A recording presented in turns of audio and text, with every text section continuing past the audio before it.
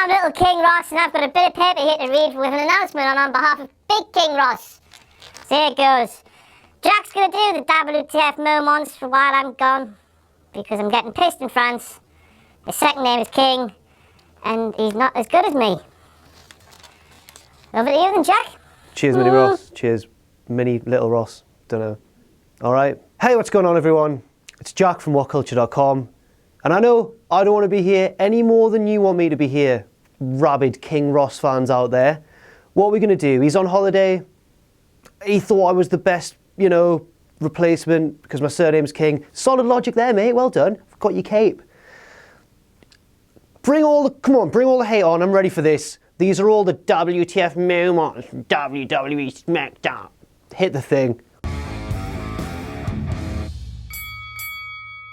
Time for the first WTF Moment, and it concerns Ross's favourite, Kevin. Oh, Kevin, what have you done? I'm trying to be King Ross if you can't tell. Basically, at the start of the event, the club enter, big cheer because it's AJ Styles, he's over as hell, and then the boos just cascade through because Kevin can't do an episode of SmackDown without tampering with the stuff, can he, Kevin? Am I doing it right? Is this what he does? Yeah, thought so. Number 2 moment. Mauro Ranallo says that this month's Money in the Bank pay-per-view could be the best Money in the Bank pay-per-view of all time. Did you watch it in 2011, Mauro? It's Mauro o'clock. It's Kevin! Oh, Kevin. They were piped in Cena chants. They were piped, everyone started chanting, let's go Cena, but none of the crowd's mouths were moving. Number 3. Next up, and oh no, the club were shooting from the hip, bros. He doesn't do that, does he? They were shooting from the hip. One of the clubs said that Enzo Amore used to manage a Hooters, and he actually did manage a Hooters. And I imagine that King Ross is currently scouring the streets of Marseille looking for any French Hooters, Les Hooters, or something like that. But in fairness to Enzo Amore, even though he did used to manage a Hooters, at least he didn't have a gimmick called Sex Ferguson. Google that. Luke Gallows. Shameful. Now, I've been getting tweets quite a lot recently saying, is AJ going to be a good heel? Obviously from people who've never seen his heel work in TNA or New Japan. And I say to those people, check out this week's SmackDown because AJ pulls off his best heel work yet, I'd say. It was quite controversial. He mocked Enzo Amore's concussion. He pretended to be knocked out and then he did the dance. It was genius. It was a little close to the line, but it was genius. Next up, we've got a potential case of gimmick infringement. King Ross's favourite thing.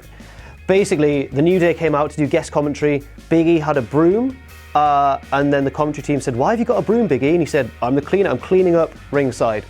Kenny Omega's on your case, Big E. The Elite are coming for you.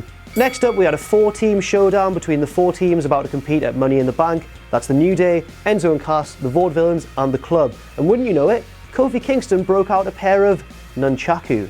Not nunchucks, as King Ross would probably say, because I get my facts right here on WTF Moments. I'm a far more dignified and educated monarch. Come at me, bro. This next one's possibly the most controversial moment of this week's SmackDown. WWE aired a touching tribute to Muhammad Ali, and then immediately we had a promo where Rusev said, I'm greater than Muhammad Ali. Ooh. Number 10, and it's another King Ross special. We're clutching at straws, ho ho!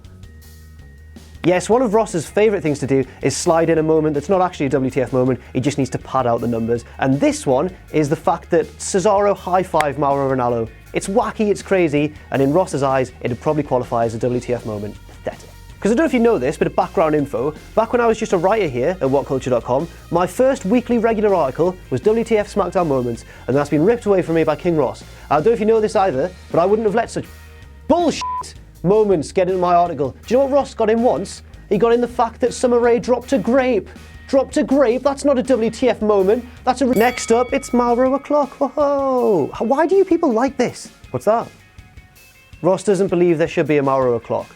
Look, I like Mauro as well, but he had a mare this week. There's several more of these that are Mauro orientated, so we'll just... It's Mauro o'clock, woohoo! Because Mauro, in the sort of joke that will make Jerry Lawler cringe, said, there ain't no party like an uppercut party because an uppercut party don't stop.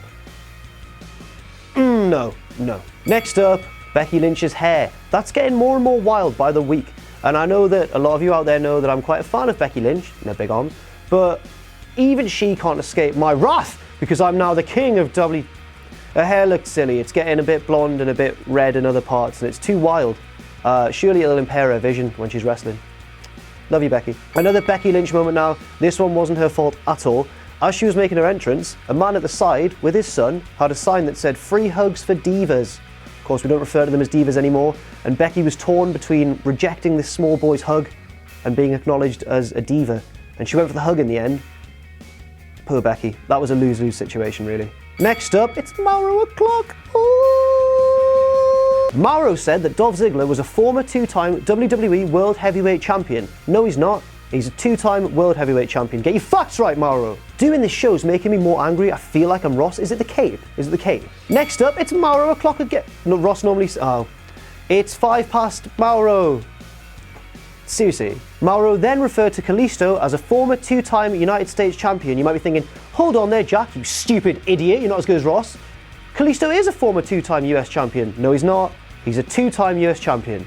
You can't be a former two-time... It doesn't make sense. He's including too many words to try and sound clever. And I love Mauro, but he had a shocker this week. He had a shocker. Grammar! I'll be replacing him soon. Watch out, Ross. Watch out. Coming for you, mate. Next up, I really should have planned this ahead more. It's 10 past Mauro. Seriously, Mauro was on bottom form this week.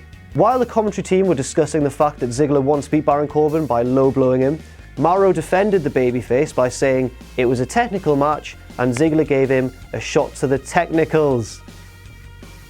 Testicles, you know, balls.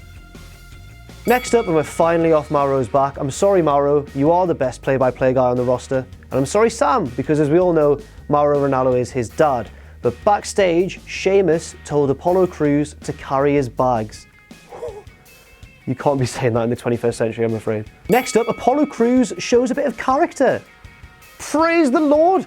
Apollo didn't smile when he walked on frame and everyone thought, hang on, something's up. Don't know why I'm bouncing. And then decked Sheamus with a right hand. Then he smiled, but at least he's showing a bit of aggression and a bit of attitude. That's what we want. Good job, Crews. Good job! On to the main event now, and while brawling on the outside, Chris Jericho throws Jerry Lawler's drink at Dean Ambrose. That's such a dick move. Imagine you're wrestling a guy and you've agreed to, work nicely with each other, and then one of them just launches a drink at you. Despicable. And finally, and yes, I only have 20 WTF moments because, Christ, I wasn't going to put the effort in that Ross does. The man's a machine. Chris Jericho beats Dean Ambrose clean as a whistle. He went to whip him into the corner, the referee was there. That's not Jericho's fault. Ambrose stopped in his tracks, came back to the middle of the ring, code breaker, 1, 2, 3. Jericho's beaten Ambrose clean. But not according to WWE.com, which said that Jericho stole a win from Ambrose. No, he didn't. He beat him clean. He beat him clean as a whistle. Yes, a whistle. He beat him so clean. So that's all we've got time for this week on WTF Moments. I'm King Ross. F this. See you later.